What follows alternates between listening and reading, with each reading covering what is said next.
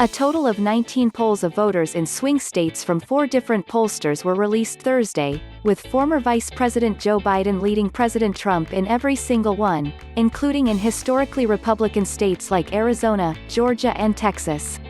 Trump has struggled to respond to several major crises that have hit the U.S. in recent months. While he initially received a bump during the early stages of the coronavirus pandemic in April and May, that quickly evaporated by June as protests swept the nation in response to the death of George Floyd. Trump's approval rating in the RealClearPolitics average is underwater by 13 points, his lowest margin since the beginning of the Ukraine scandal, which led to his eventual impeachment. 0.37%. Just 37% of Americans approve of how Trump has handled the coronavirus pandemic compared to 58% who disapprove, according to a new Reuters poll. This is the worst 24 hours of polling in Trump's entire political career, tweeted CNN politics reporter Chris Cillizza.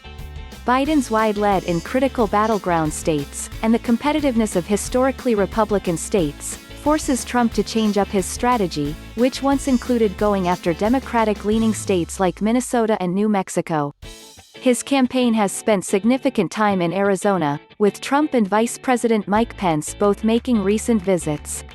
While Arizona has long been safely in Republican hands, it voted for Trump by just 4 points in 2016 and elected Democrat Kirsten Sinema to the U.S. Senate in 2018.